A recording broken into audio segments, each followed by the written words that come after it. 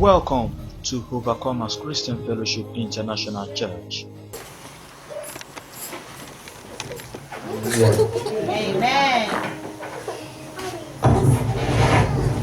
As well as us in the name of Jesus. Amen. Pray this morning that all the prayers we have prayed, and Lord God in heaven, we bring speedy answers to them in the name of Jesus. Amen. It is the will of the Lord that we are here this morning. It is the plan of the Lord that we gather here this morning. I pray that as we have prayed to the Lord God in heaven, who answers prayers, will grant them in the name of Jesus. Amen. And the name of the Lord will be glorified. Amen. We thank you, Lord, because you have answered. Jesus. We also pray that as we go into your word, we pray that you will bless your word for us in the name of Jesus. Amen. This is the only thing you can give to us at a time like this that we can forever appreciate. That is your word. That will lead us, that will guide our feet, that will take us to where you have planned for our destiny. We pray this morning that more of this word will be dished out to us this morning in the name of Jesus. Amen. We pray as we are set at your table, we pray, Holy Spirit of the Lord, that you will break the bread and you will give us the cup to feed us now in the name of Jesus. Amen. Thank you, Holy Spirit of the Lord. Thank you, Jesus. We bless you because you have answered. Glory be to God in heaven. For in Jesus' mighty name we have prayed. Amen. A round of applause for the Lord Jesus. Let's appreciate him. You can do better than that. You can do better than that. Hallelujah. Amen. Yeah, we bless the name of the Lord for the grace God has given to us to be in his presence this morning once again. And I pray that the mind that God has given to us, which is the mind of God, the fleshy mind, it will not depart from us in the name of Jesus. Amen. I want to appreciate our daddy, Amoni. Thank you very much for the opportunity given to us, the ministers on this mountain. We bless you for the Spirit of God in your life, and we pray that you will continue to grow in the name of Jesus. And we want to use the opportunity to say Happy Father's Day. Happy Father's Day. Is somebody saying that with me? Happy Father's Day. If you are saying it, say it louder and clearer. Happy Father's Say, Day. Daddy, Daddy. Happy Father's Day.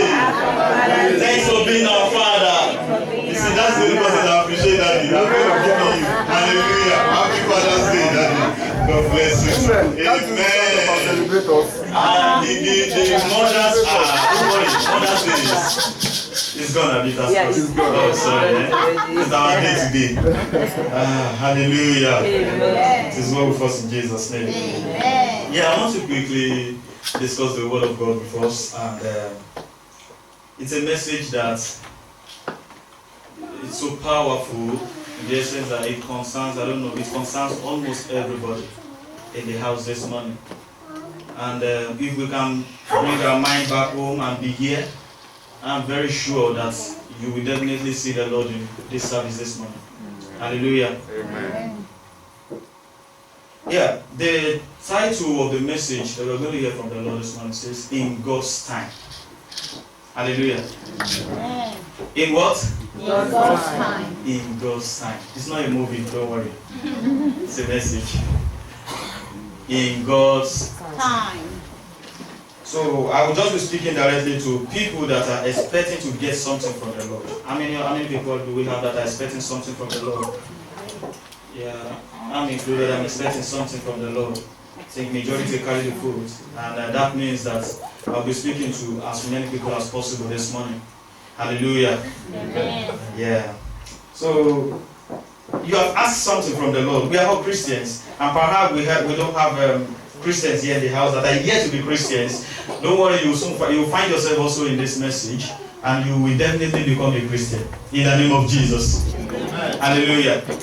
We have all asked something from the Lord, and most of the time there are three answers that we usually get from God when we ask Him for something. Let the children come into my house. Yeah. Hallelujah. Amen. There are three answers that we usually get, and one is the Lord telling you that no, I'm not giving you. And the reason it's not far-fetched is because it was asked and missed. Hallelujah. Amen. But because we are children of God. So when we ask and miss, He won't give them to us. He won't let it come to us. Isn't that a good father? Because stones and snakes are not good for us. Hallelujah. Amen. Amen. This is what we taught in the name of Jesus. Amen. Another answer that we can get is yes, because you have asked rightly. Hallelujah. Then we give them unto you. You can ask yesterday and you receive today. You can ask today and you receive tomorrow. Why? Because you asked rightly. And He will give them to you. But take note, in God's time. So if you are receiving it today, it is because it aligns with God's time. Hallelujah. It doesn't make mistakes. And the third answer you would get from the Lord would be, wait. You have actually asked rightly, but wait. Now, that is where we are going this morning.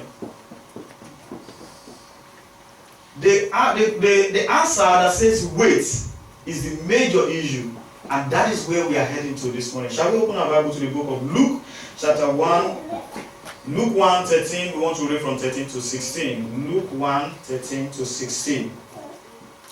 We want to read together. We want to see something very, very important concerning the lady who became a woman at the end of the day. Praise the name of the Lord. Hallelujah.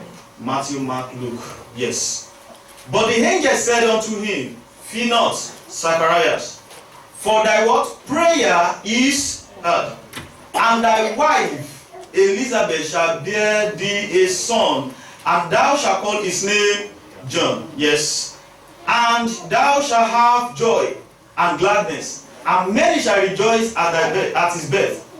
For he shall be a great in the sight of the Lord, and shall drink neither wine nor strong drink.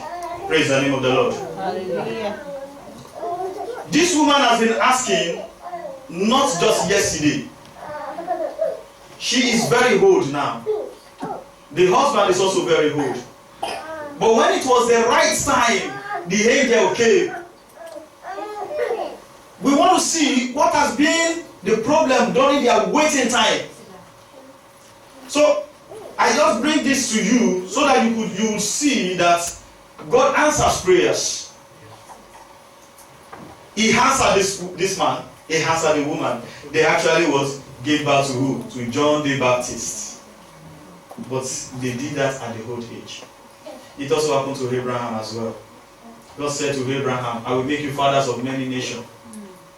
And it got to a time Abraham said to God, so God, am I going to be going like this and you're not going to give me the child you promised? Are you not going to make me father of many nations? And God said to him, man, I've answered you. I will answer you. I've told you, wait. Then he said, he continued, walk before me and be what? And be perfect. Why is God doing all these things? Why? Hallelujah. God owns our lives and He has plans for us. And in that plan, there is timing. Tell somebody beside you, there is timing. There is timing. Tell that person, there is timing. There is timing. Hallelujah. Amen. I've told you two things now, two stories now. That's Abraham and Elizabeth. They had to wait for the timing to come. Why? Hallelujah. Jeremiah 29 verse 11 says, for I know the thought I have towards you. This is God talking here to us. Let's read it together. Jeremiah 29:11. What did he say here? He says, for I know the thoughts that I think towards you, said the Lord. Thought of what? And not of. And you shall have what? Expected hand. He It is not your own end. It is not your own expectation that is coming to pass. Don't get it wrong. It is the expectation of the Lord, the plan of the Lord that is coming to pass in your life.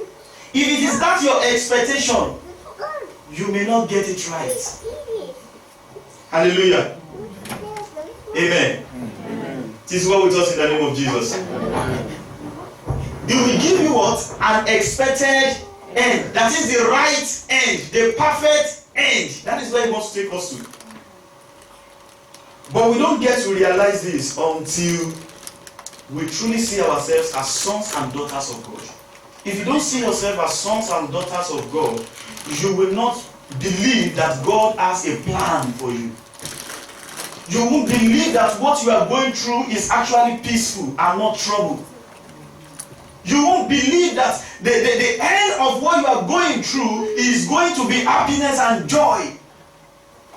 Why? Because you have not seen yourself as a child or a member of the body of Christ. Hallelujah. Now the big question is this. Why does God always require us to wait most of the time? How many people have waited for something for about a year now? You have not got it. 1 year. You have been waiting for something for 1 year now. Wave your hands, let me see you. Yeah, thank God I'm speaking to somebody this morning. Hallelujah. I know you would have asked, why would God just want me to wait this long? How long am I going to wait? Why? Why should I wait? Hallelujah. You know, the truth is this. Even Jesus waited for his time. Jesus, who is God, who came in the flesh as a man, he got to a time in the book of John chapter 2 verse 4. Jesus said to the mother, he said, my hour has not yet come. Don't expose me, this woman. Don't let them kill me before my time. Hallelujah. Yeah, you would have thought that, oh, he's telling Jesus to come and turn water into wine and things like that. You see, doing that alone is an exposition to the world. But he said, mother, my hour has not yet come. This is not my time for me to be glorified. This is not the time that they will see me doing all these flashy things and miracles and things like that. And they will now start, gushing after me. It is not time. However, he did it. What he did was just to stand as a bridegroom to fill the gap. Don't worry, that is theology. We'll go back to that one later in the future. Praise the Lord. Hallelujah. Jesus said to his brothers as well, you know, he was doing some other things, and they said that, this man, you are so talented. These magic things that you are doing, they didn't see it as miracle. This magic that you can do, you can heal the sick, you can do this. Go to Jerusalem, go to Judea and go and do it so that people can see you and you can gain crowd. But he said to them again, my hour has not yet come. Jesus waited. He didn't say because he was God and he has to quickly rush. He didn't do that. When did he start the ministry? At the age of 30. He waited. Who was training him? What was he waiting for? He would have just done that at the age of 12. He would have died at the age of 12. Then today we say, oh, Jesus at the age of 12, he died on the cross of Calvary. It would have just been a small cross like this. Hallelujah.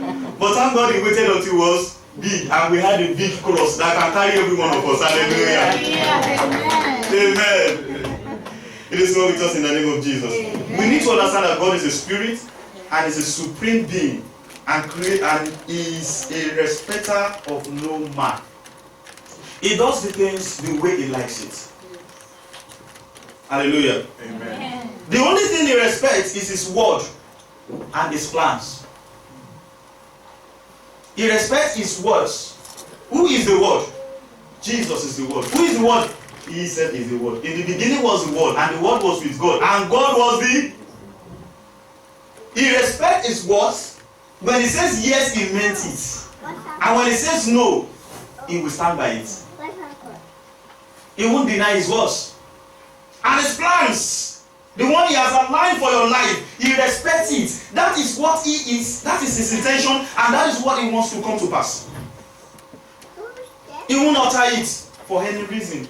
He respects his plan because he wants to be righteous. And it's because he is righteous. He himself is righteousness. Hallelujah. So he respects those things. Hallelujah. So he has no reason to rush in the first place.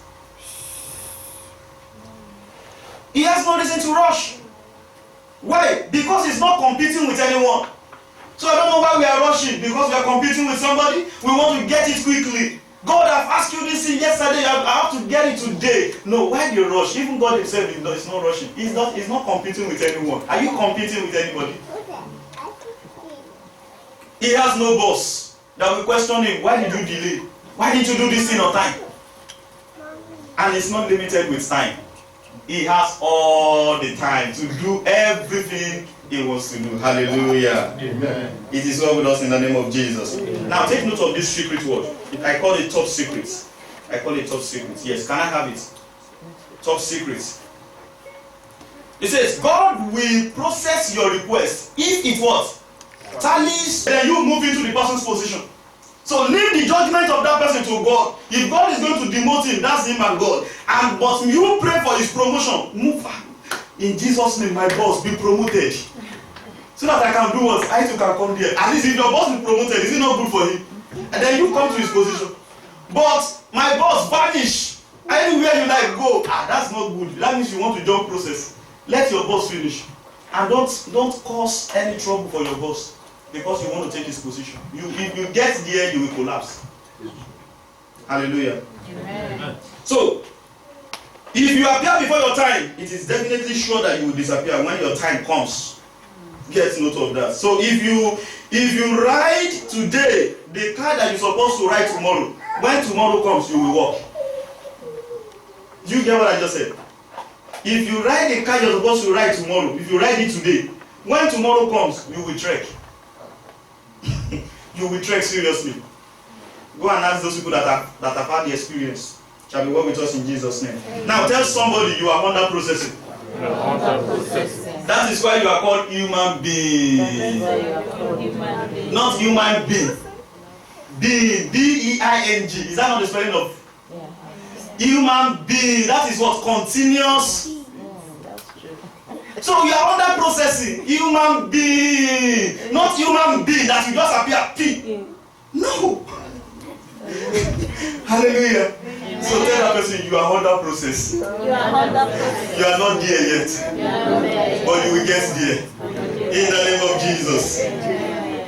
Number 2 reason why we have to wait is because he is God with procedure. Processing. Procedure. Now, when it comes to procedure, the things that you wanted that you are asking God for, Lord, give me this, Lord, give me that. It has to do what? Under procedure. What does God want you to be? How does he want you to become that thing? Where does he want you to become that thing? And when does he want you to be that thing? He has set those things. Some of us are not where we are supposed to be, and we are asking for what we needed now.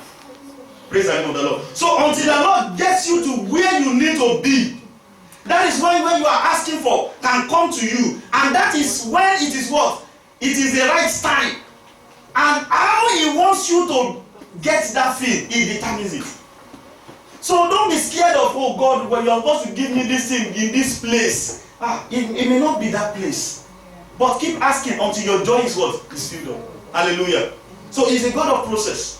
He will take you to where you need to be. The dream of Joseph wouldn't have come to pass in the father's house. No way. The only way that dream will come to pass is for him to have gone to what? To the land of Egypt. But would he have known that it is the land of Egypt? No.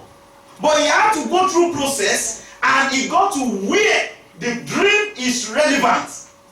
Then when he got there, he achieved it. Now, when it comes to how, we cannot determine how by ourselves. It is God that determines how that thing will get to us.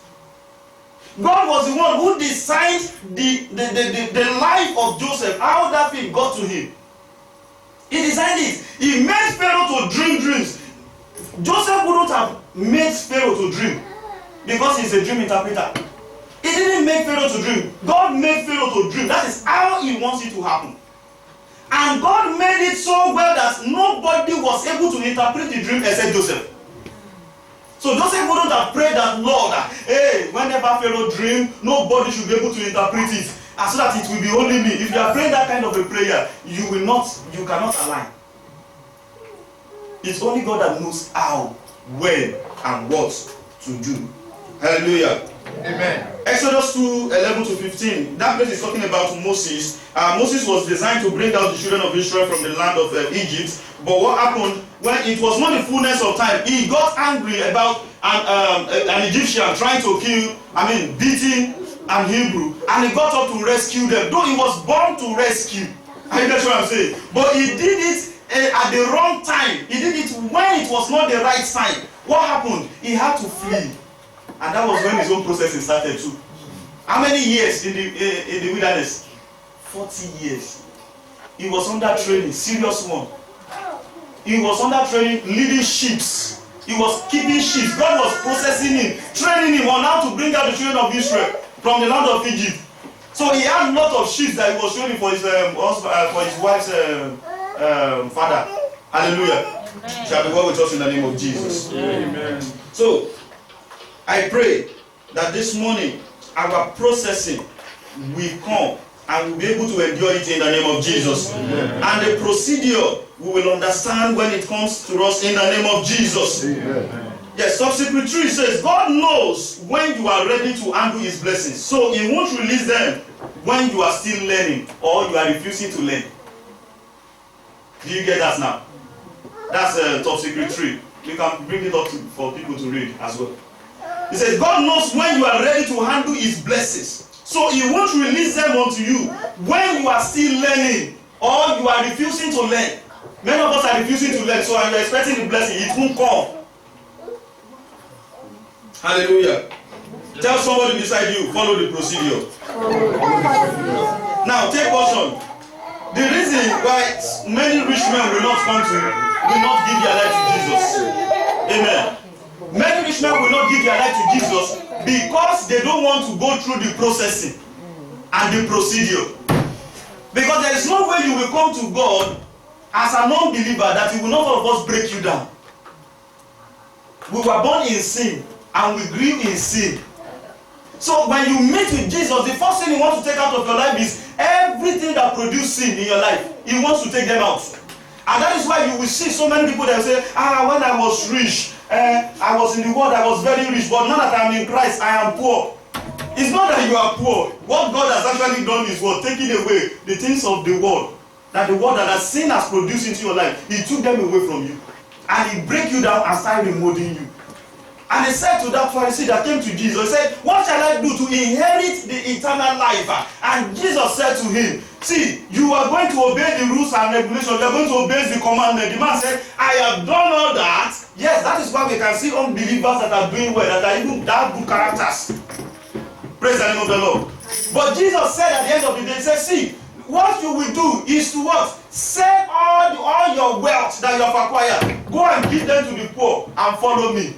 So how many rich men will do that? So you see why they won't come when you preach to them. You see why they will tell you, shut up, we know what you're talking about. Yeah, of course, they know what you're talking about. Because they know that when God gets involved, then everything is going to crumble. And they have to start all over again. But does it really matter? Praise the name of the Lord. So if you were once rich here, before you met Christ, and now you are in Christ, you are having some challenges, don't give up. It is because God is what? Processing you. Hallelujah. Amen. Yes, this is well with us in Jesus' name. Now, what should I do when God's time seems delayed? I've given you 2 reasons why God wants us to wait. And the 2 reasons are one, what? He is a God of processing us, and what? Procedure. We have to go through that procedure. Now, what should I do when God seems delayed? Number 1, be still. Tell somebody, be still. Be still. Wait until he arrives. To give you instructions on the next step to take. That's just it. You have to do it what? Purposefully. You have to do it willingly and what? Faithfully. When you are waiting, make sure you know why you are waiting. Do it on purpose. So that nobody will come and convince you or confuse you to move out of the will of the Lord. out of the plans of the Lord. So you have to do it purposefully. You have to do it willingly and what? Faithfully. The children of Israel, when they got to the bank of the river of Red Sea, they had to wait. And the Lord said to Moses, tell them, let them be still, and they will see what? The glory of the Lord. And battle was coming. What they would have done is to scatter and run away. But they waited purposefully. They waited willingly. If this battle meets us here, fine. And faithfully, believing in what Moses has said, that they will see the glory of the Lord. That is what is expected of us too today. When you are waiting, you have to do it that way. Shall we go with us in the name of Jesus? Amen. Don't wait with rebellion attitude. What is rebellion attitude? By forcing God to do what you want him to do.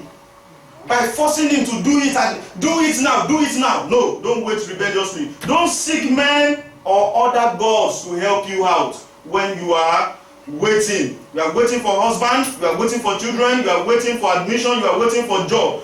Do it purposefully. Do it willingly and faithfully. And number two things that you have to do when you are waiting for God is what? Be engaged. Tell somebody, be engaged. In submission to the process. That means idleness is dangerous. Praise the Lord. If you are waiting for the Lord and you are idle, the devil will use you. That's it. So Ecclesiastes chapter 11 verse 4 to 6 says something. If you don't get to it, we can read that place. It was talking about the farmers, planting and things like that. So you can read that place very well. You have to be zealous. You have to walk. You have to do something. You don't know what will happen. Find yourself doing something. Don't just sit idle so that the devil does not take advantage of us in the name of Jesus. So do something. Engage in yourself. Your waiting time is an active stillness.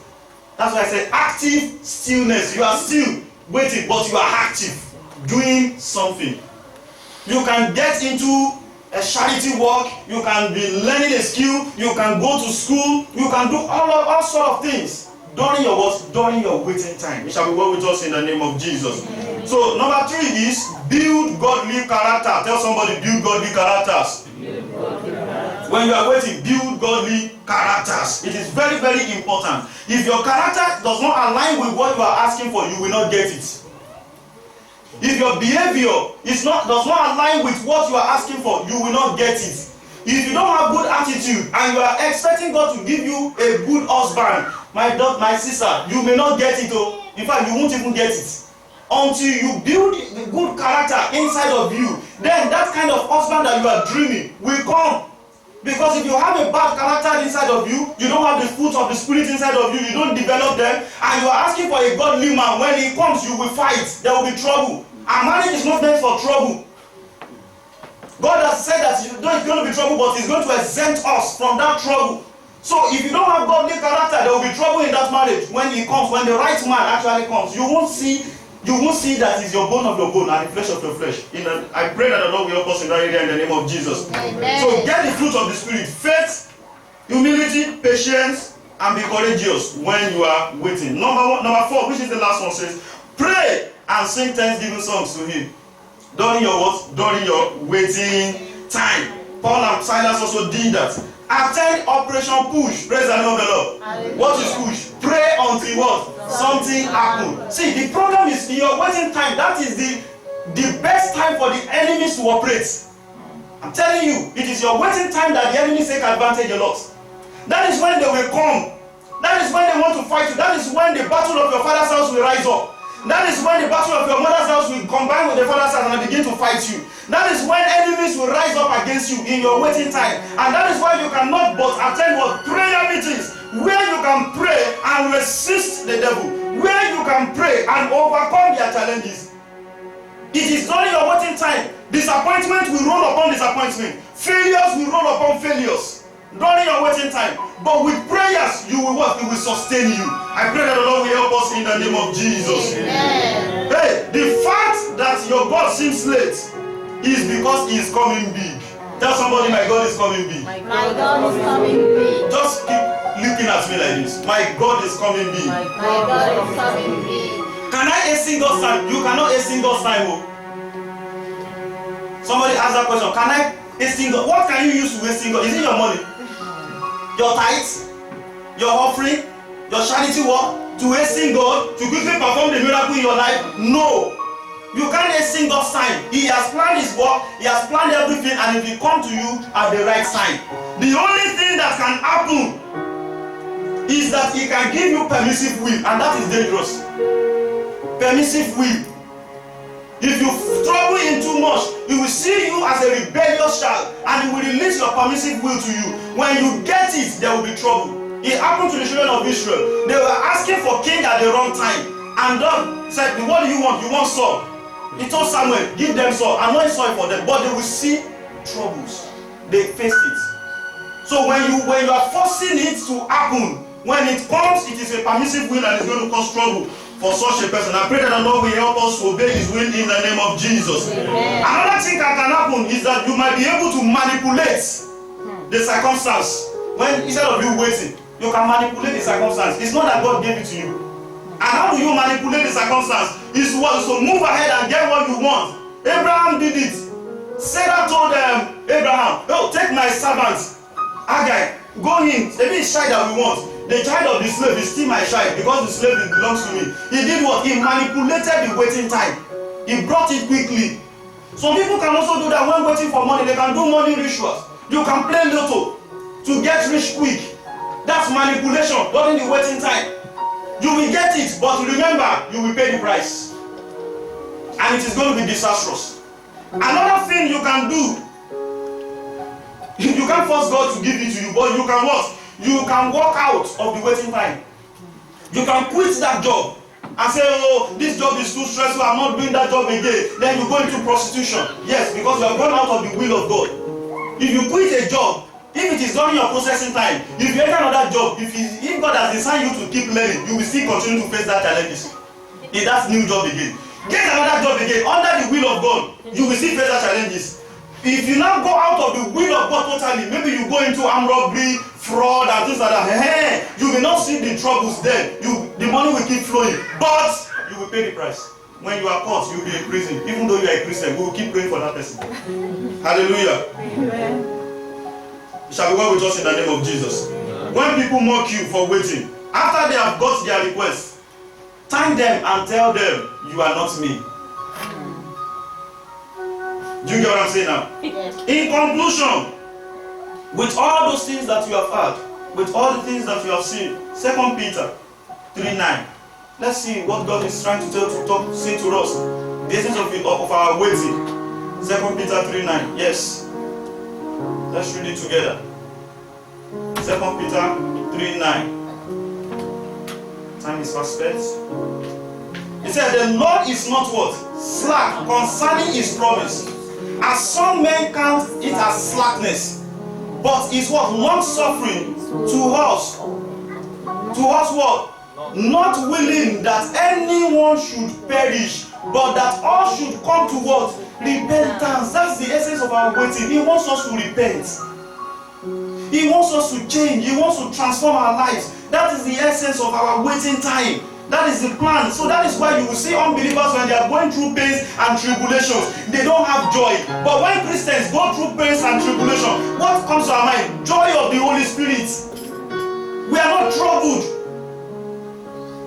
Hallelujah. Amen. So I want to tell you this morning, if you are not yet saved and you are waiting, you are only waiting to wait. So give your life to Jesus. Accept Jesus as your Lord and personal Savior. There is one waiting time that every one of us should be waiting for as Christians, and that is the second coming of the Lord Jesus. The waiting time. That is the greatest time you can ever wait for.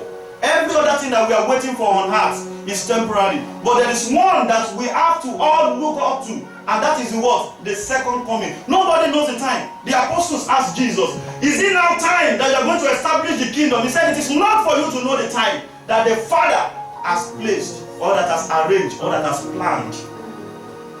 But receive power. You shall receive power when the Holy Ghost has come upon you, and you can be preaching.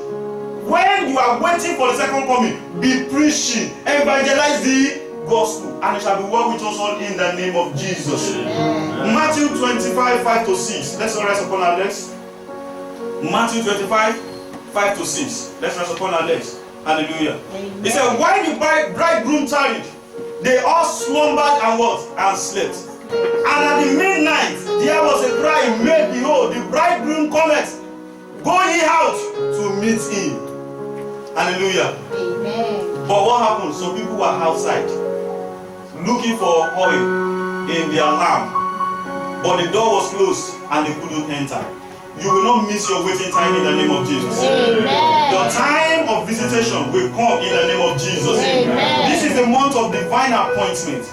When the appointment has been stipulated, has been stated for you, you will not miss it in the name of Jesus. Amen. You will meet your Jesus in the name of Jesus. Amen. Sing this song along with me. My lifetime, I will